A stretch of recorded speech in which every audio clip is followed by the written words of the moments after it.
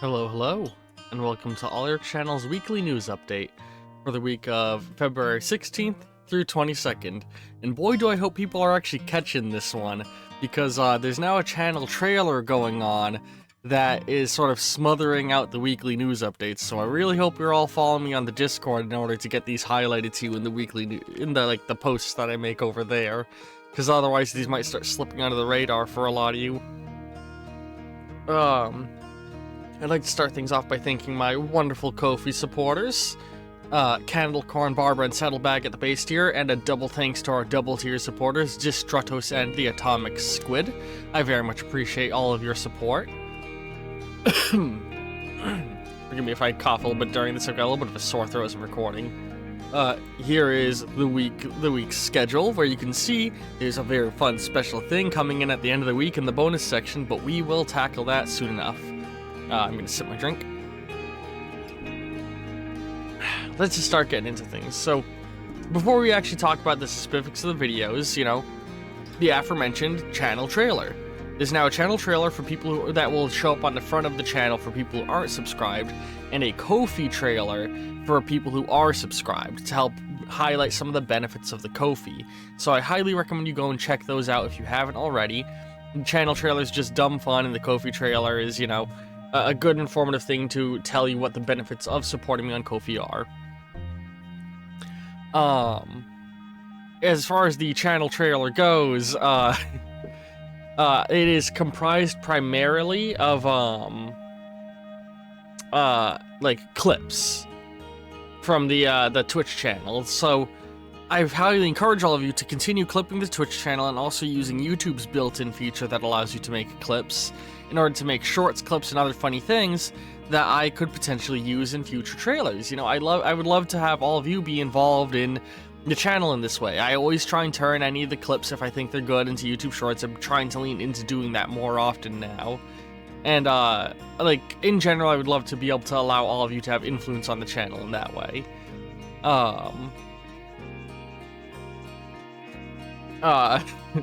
Can you tell these things aren't scripted and I decided to sort of start recording and talk about this stuff? There's a few things over on the Discord for all of you to take a peek at as well. Well, from the Ko-fi, but you can find them on the Discord news channel in order to navigate to them faster, because, well, Ko-fi's a very good site for getting donations. Its UI sucks. There's a bunch of there's a bunch of Hero Infinite content, Heart of Action content available for Ko-fi supporters, relating to that thing down in the bottom corner. We'll talk a bit more about that later, but you can find a bunch of content for that in advance, including a series of votes that will influence that series, all of which I'll go over, near the end of this. There's, of course, the votes for what games I should play after Prey is done, which we are on the Twitch end in the full swing of doing Prey's DLC, so I highly recommend you go and start partaking in those votes ASAP. In order to be able to influence what I play. I've begun writing shitty fanfiction at the egging on of many of my viewers and my friends. So the first not really first chapter, the first teaser of my first fanfiction, like the start of the first half of the prologue, is available on my Archive of Our Own page. It is the same username I use everywhere else, and the premise of the narrative is, what if the outsider existed in the world of Fallout and gave the courier their mark? Because I'm a loser. But there's also a vote over there. God, I feel so silly writing fanfiction, but I've always wanted to experiment with writing, and this is just a good way to practice writing without needing to, worry about making it super high quality, There's also a vote going on for the Ko-fi supporters, where you can actually vote on what stories you want to have me write. So I'm gonna sort of read some of those out right now. I have, 6 pitched plots over there. So if you support me on Ko-fi, you can influence what I write. And there's no promise at the rate at which these stories will release. I want to try and release an update weekly, but there's no promise that's gonna happen. Because this is sort of a fun side project I've decided I want to do. I'll usually, sit down and write, 5 sentences a day. So, the one that's currently being written, because it won the initial vote, is Fallout New Vegas Outsider's Mark. What if the Outsider was in the world of Fallout? And what if he gave what if he gave Courier 6 his mark? I also have Bioshock Fallout. What if after the events of Bioshock 1, Jack and his little sisters found themselves surfacing in post-apocalyptic America? And Bioshock 2 Fallout. What if after the events of Bioshock 2, Sophia Lamb found themselves surfacing in the post-apocalyptic America? So these are both can you all tell I like Fallout? These are both like little what ifs regarding to that whole world and setting, Then I have Dishonored, Time of Plague, an original story set in the world of Dishonored. We follow that's supposed to say clockmaker, but I did a typo and it says cockmaker. That is the funniest. Let me just fix that. We follow a cockmaker. We follow a clock. Or hang on. I'm just fixing the spelling on that. We follow a clockmaker in the time of the Rat Plague, and see him get marked by the Outsider. Then I have a Fallout Van Buren inspired story, where, I've read the Fallout Van Buren design documents. Fallout Van Buren is a fascinating subject to me, and I would love to write a fan fiction loosely inspired, but the premise is, if somebody were to take the Fallout Van Buren design documents right now, with how the Fallout canon stands, and try to adapt it into a game that does not contradict current canon, what might we end up with? And then I have, lastly, The Legend of Zelda Scars of the Past. What happens after Tears of the Kingdom? Can Zelda recover from her time in the past? And can Hyrule rebuild after the events of the upheaval? So this is the premise is, just as it says, a fan fiction set, and I would want to open it up immediately after the end of Tears of the Kingdom. So, fun things. As far as streaming goes, sorry that if streaming has been to some degree spotty. I started my new job and my whole sleep schedule is in upheaval because of it, because it's I know I've been for the last couple of years a night person and a closer, and now my job has me coming in at 10 a.m. at the earliest, so I'm trying to wake up earlier than that. And my shifting sleep schedule has sort of turned time into a liquidy haze where I've been struggling to get good recording times, but hopefully that's going to be getting better soon. Now with all that out of the way, let's start talking about this week's videos, and then we'll lead that into talking about the new series sitting down in the corner there. Sorry if you can hear dogs barking in the background. I can hear my dog wrangler going crazy. I don't know if the mic's picking that up. He's a goofy boy. He's not my dog, he's my housemate's dog, but he's everyone's dog. He's a sweet boy. He's a sweet boy. But anyway, let's start talking about this week's videos. Starting with Sunday, February 16th, we have, by the way, because these are no longer the channel trailers, I'm probably going to lean into blathering a lot more and turning this into almost a pseudo podcast. So, I'm just going to ramble a lot more in these. I hope you're all ready for that. But I'll try and keep the primary rambling to near the end, and at which point it'll all become just a basic podcast of me just talking about how my week's been going. Because, I want to connect with all of you more. So,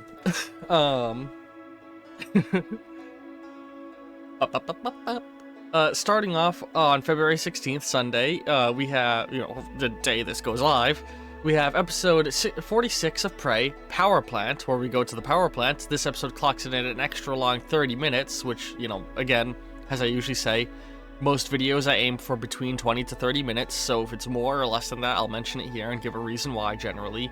If it's ever more, it's because I just was very caught up in playing the game and made an extra long episode, so good for all of you. After that, we have episode 121 of Honest Hearts, Ranger Cabin, where we explore a ranger cabin. This one is almost extra length, clocking at 29 minutes and 18 seconds, so I feel it's worth highlighting. We then have episode 203 of Death Stranding, Getting Deliveries Done, where we're getting deliveries done. I'm loving this game. I hope you all are chill with the very slow grind set the game has going, but it's really relaxing for me, and I love it. I'm loving the series. I'm really glad it got voted in on the Discord, which, by the way, Join the Discord down below, and you can vote what game I'm playing after Death Stranding. Currently in the lead is Paper Mario Thousand Year Door Remake, a game I bought months ago because it was in the lead, but then right as the vote was closing, Death Stranding pulled ahead. So Death Stranding ended up being the game I played. Words. Then moving on to Monday, February 17th, we have episode 47 of Prey, Reboot. We then have episode 122 of Honest Hearts, Daniel, where we speak to Daniel. And episode 204 of Death Stranding, Emptying My Load, where I deposit a nice heavy load of delivered packages. Catch my meaning. Moving on to Tuesday, February 18th, we have episode 48 of Prey. Sorry, getting tongue-tied. Again, can you tell these aren't scripted? Episode 48 of Prey, Medicine. We then have episode 123 of Fallout New Vegas, Sorrow's Village.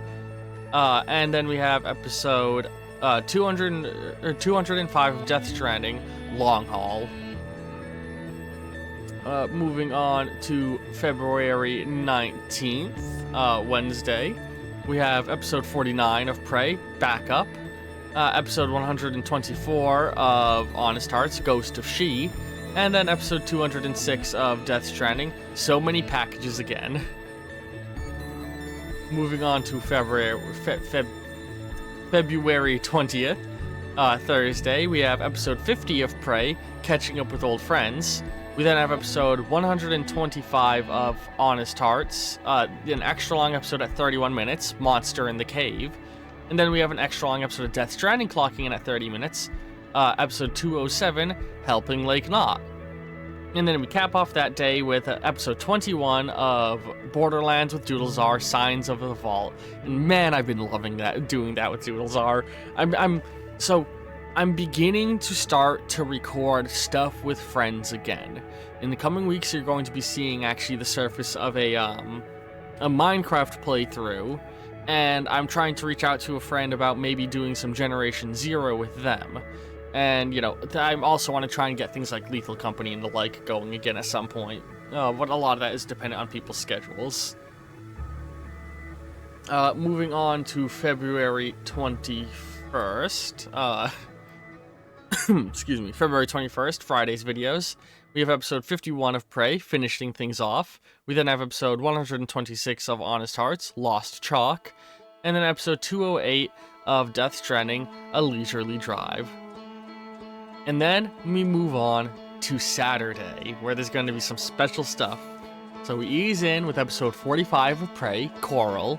We then have episode 127 of Honest Hearts, or Fallout New Vegas in the Honest Hearts chapter, Yao Guai Cave, and we have episode 209 of Death Stranding, Gold Old Delivering. And then that all leads into episode 0 of Hero Infinite. And this is the thing I'm real excited to be talking about with all of you. So, long-term fans of the channel may recognize that name, Hero Infinite. That was a tabletop campaign that I ran for a short stint way early on in the channel's run. It came to a close just due to scheduling issues and everybody's life getting busy, and just a lot of factors went into it ending. But this is a reboot of it. No need to watch the original Hero Infinite videos. This is an entirely new continuity, no connection to the original stuff. The video I'm going to go over in detail what Hero Infinite is, but what Hero Infinite is basically is a tabletop campaign based off superhero media, where all of the players have created a superhero character, and every week we will have sort of a shuffling cast. The first several weeks of Hero Infinite are all going to be intro episodes, where we play out the introduction of heroes, players entering this world, becoming characters in the world for the first time. But as time goes forward, once everybody's gotten their characters introduced, we're going to start seeing crossover episodes, where every single week I will have a different random selection of the players all engaging in superhero narratives, in a grand interconnected narrative where all the characters are on their own adventures that all feed back into the same central narrative. And I'm very, very, very excited to be doing this for all of you. Like, I hope you're all looking forward to it. It's a series I've been wanting to like get into again for a while. Because I like doing tabletop campaigns and I want to do more of them. And so Hero Infinite is going to be unique in that it is going to be going up every single Saturday for as long as I can help it. It's, you know, with the vibe being Saturday morning cartoons, like calling back to that stuff. But so, you know, we're going to be getting just Hero Infinite stuff every single week on Saturday, and I'm very, very, very excited to be doing that for all of you.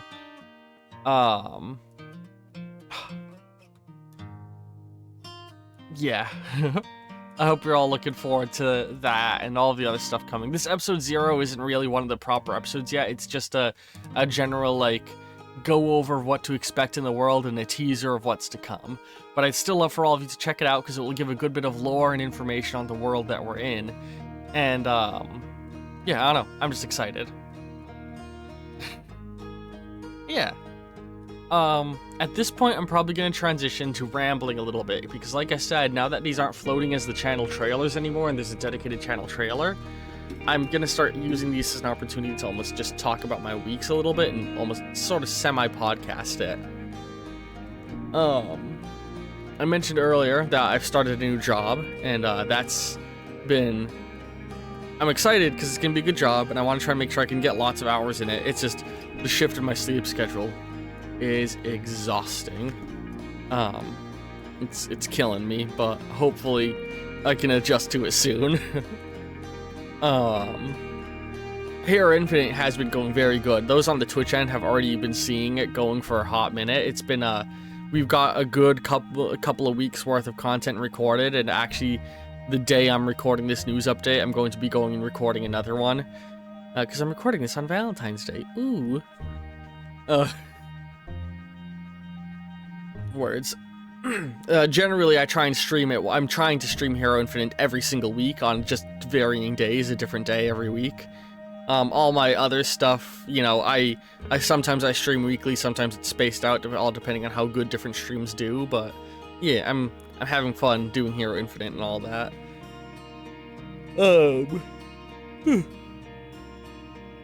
Something I've been wanting to talk about, and I kind of talked about on and off in like during Death Stranding and other playthroughs, but you know, I might start talking about a bit more dedicatedly here. I've been running a tabletop campaign based off of Lord of the Rings in my free time with my friends, like off stream to its own thing, and I've been having an absolute blast with that, so I'm just gonna ramble about that for a few minutes. It happens every other week, so updates on it might be few and far between, but you know, like I said, this is just a way for all of you to be more involved in my life and for me to share shit with all of you more. Yeah, it's super fun. I based it... I'm a huge fan of Tolkien's Legendarium. I love creative works and media analysis and stuff, and it's why I love Hideo Kojima, as I love passionate creators who put loads of effort into their world they create. I love the writings of Stephen King, I love Tolkien, I love Hideo Kojima. I love these like big creative people who put so much passion into their work. And you know, Tolkien is really like the god of all of that. Because there's so much about the Legendarium, and one of the things he had written sparsely about the Fourth Age, the era that takes place after the Lord of the Rings books. But there's a lot you can glean about the world from the sparse writings he did on that, and a big part of it was he had a book that he began writing and then abandoned because he found it too depressing of a narrative, The New Shadow. Which is about like 200 years after the events of Lord of the Rings. The time frame shifts a little bit depending on which of his notes you're reading. Like hundreds of years after Lord of the Rings, a new story rising about cults of Morgoth and Gondor. And this campaign I'm running is based loosely off of that, where I took all of his post-Lord of the Rings writings and took inspiration to create a narrative. And I love the group of players I have, so One player is playing the daughter of the Duke of Ithilien, which is one of the dukedoms of Gondor. So the whole campaign is starting in the Shire. So she is the daughter of the Duke of Ithilien, and she is part Rohirrim. She loves her Rohirrim heritage, but has never gotten to really interact with it because she's always been kept close to home and not been allowed to travel. And she's got a brother who's studying archaeology, and she's betrothed to the Prince of Gondor, and there's a lot of stuff going in with her whole backstory. But she wants to, before she gets married, have a last stint at freedom to be able to actually see the world. And so when she was at a big meeting of like all of the heads of the reunited kingdom meeting and discussing politics, and they needed somebody to travel to the Shire to renegotiate trade deals with the little folk, she leapt at the chance at what little kind of adventure she could have, and little did she know how big of an adventure it would be. And her father, being overprotective and nervous, basically garrisoned a small army to take her north via boat to the Grey Havens, and then she traveled on foot to the edge of the Shire, and the Shire folk were like, whoa, whoa, whoa, whoa, you can't take a whole army in, and you guys calm the fuck down. And she was basically just like, I'll go in alone, the Shire's safe, it'll be fine, and so she's been traveling into the Shire. Then another player is playing the daughter of Gimli, where Gimli, they are the co-king, or the co-ruler of the glittering caves of, the mountains of, I forget what mountain range it is, but the glittering caves, which is the caves that were gifted to Gimli in the aftermath of Lord of the Rings. If you don't know Lord of the Rings, I'm sorry, I'm not gonna go over all of the lore. I'm just gonna say, go watch the fucking Peter Jackson films, they're fantastic, and while they don't capture all of the story, they capture all of the most important bits to the narrative, and if you like it enough, go read the books. Her and her brother are the co-rulers of the Glittering Caves, and one day, the Gem of Gladriel, a crystal which had 3 golden hairs encrusted in it, was stolen from the family. This is a valuable family heirloom, and so they've set off battalions to go searching for it. All they knew is that it appeared to be a little folk, a hobbit, who traveled north. So the husband has taken an army and is traveling north via foot, while his wife went east towards Gondor and negotiated the borrowing of a ship from the Gondorian fleet to sail up to the Grey Havens and travel on foot to the Shire and hopefully head off the thief. And then the next player is an Uruk-hai. He was an Uruk-hai of Sauron's army, and when he was at the front lines of the battles of the battles at the Northern Gate, when Sauron fell. And in a panic with the fall of his master, he fled north. And he spent the last 200 years moving from bandit group to bandit group, or to small barbarian war group of orcs, traveling further north and west, until eventually, some time ago, he found himself in the Old Forest, and he got attacked by Old Man Willow, before a cheery fellow by the name of Tom Bombadil saved him, and would go on to begin teaching him the beauties of Middle-earth and how to how to view the good in the world, and turned him into a good orc. Urbok the Good Orc. Very fun character concept. Another player is playing an elf who dates back to the dawn of time, one of the original elves who has been alive for eons, has traveled the world. They never fully left Middle-earth. They never went to the land of the gods, to Valinor, but they stayed on Middle-earth, becoming one of the first generation wood elves. And she would go on to take part in the Battle of the First Alliance, and in the Battle of the Battle of the Three Armies, and like all of the big famous wars of Middle-earth she partook in. And after the events of Lord of the Rings and the last war that was fought, she was basically just like, I'm tired of it all. I don't want to fight anymore, but I don't want to go to the land beyond either. I still want to live in Middle-earth. And so she went traveling for a short time, going like exploring Middle-earth and visiting locations she had visited long ago during her time as a soldier, before finding the Shire and growing to love the little folk and becoming an almost Gandalf figure to them, traveling the Shire, smoking smoke weed and just partying and having a gay old time with the Shire, always going wherever celebration may be and making merriment. And then another player is a hobbit who's a swindler scam artist who will take literal garbage and worthless trinkets and paint them gold and silver and sell them to travelers who are passing through the Shire, and try and find any scam he can to swindle money out of people. And then the last player's character is Bom Tombadil. One day, Tom Bombadil got a little bit drunk, and he was being merry and singing with Goldberry about how he would love to have a child. And the magic of his song created Bom Tombadil, Tom Bombadil's son. And the player is playing them incredibly. He speaks almost exclusively in limerick form, which is very impressive to pull off if you've ever tried to do something like that with a D&D character. And his character is almost completely unaware of the main plot going on and is just hanging out with his orc friend. It's absolutely hilarious. So the group all came in on the Shire at different angles, but over the course of the first session, all of the players were slowly converged in on Hobbiton, where an incident occurred up near what was the name of the house? What was Frodo's house in Hobbiton? I'm blanking on what it was called. Frodo's house. What was Frodo's house and belongs to the descendants of, the people who live there now. They were all drawn there and some shenanigans ensued.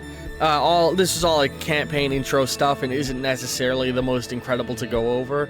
But ultimately, the Hobbit falling down in the soil during a scuffle, his hands glint a small piece of metal, and he finds a small ornate ring, silver in color, crested with a beautiful gem that gleams in multicolored facets.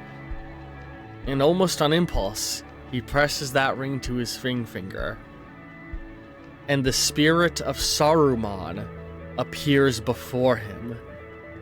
Saruman of no color, the phantom of Saruman of no color, of Saruman the phantom of Saruman of every color, the phantom of Saruman the white. His spirit dwelt still within the ring that he had crafted during the events of Lord of the Rings.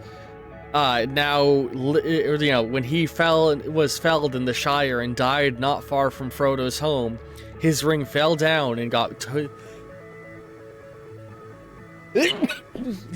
tilled into soil over time by years of gardening and rainstorms, only to just now turn up and be found at a very important time.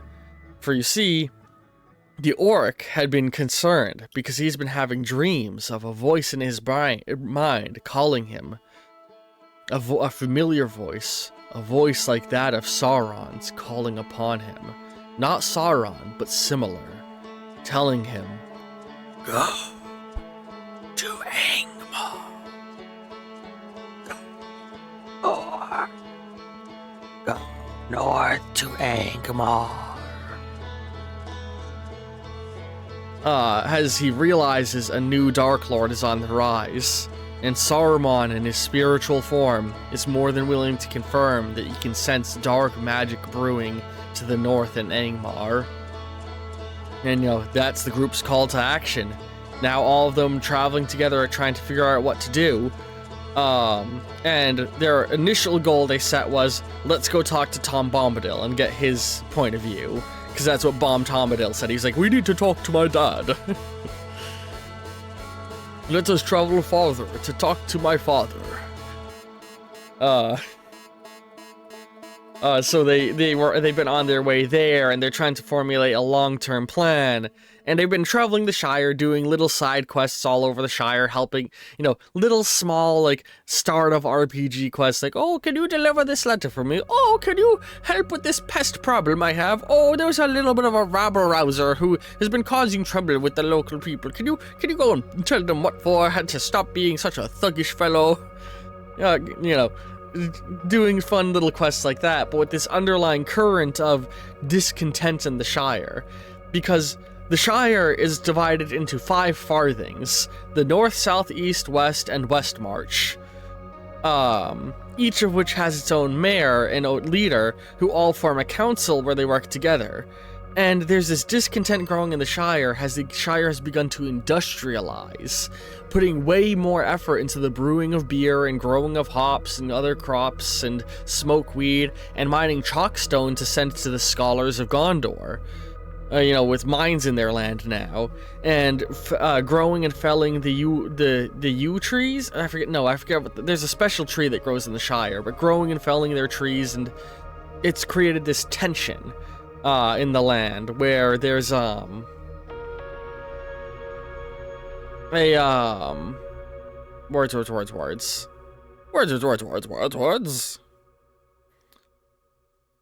It's creating this tension of culture where as the Shire industrializes more and more, many people feel like it's losing its roots, and we're getting this almost small rebellious movement arising. Nothing too crazy, nothing too violent, but it's arising. That is up until recently, when one of the players delivered a package to a bar in Buckland, which is an area at the edge of the Shire that isn't considered part of it. And the package was a firework bomb intending to kill the barkeep. They've yet to figure out the exact cause behind this or why, but they definitely want to go and talk with the guy who gave them the package and figure out what the fuck's happening. So that's all playing out. And yeah, that's sort of the gist of the whole campaign. I've caught all of you up on where it is. It's very fun, and I'm very much looking forward to where the campaign goes. I have a whole detailed narrative going on in my head, and I'm very excited for how the campaign plays out with them. And I'll be sure to give all of you updates whenever I do new sessions, since this is now taking more of a podcast format. I also have a Batman campaign going on, but I feel like this video is dragging on long enough, so maybe I'll talk about that in next week's weekly news update if I remember. But yeah, I hope you've all enjoyed this weekly news update and me rambling about a D&D campaign I'm doing. Like I said, I'm hoping these will take more of a podcast format where I can just use as an opportunity to open up and connect with and talk to all of you a little bit more. About just like what's going on in my daily life. And yeah, I appreciate all of you. Thank you all so much for,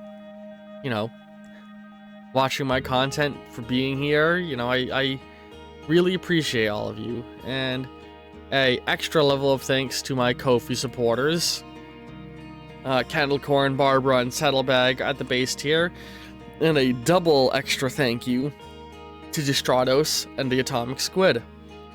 All of you help to keep this channel afloat. All of you help to keep this channel afloat. Love all you very, very much, and ta-ta for now.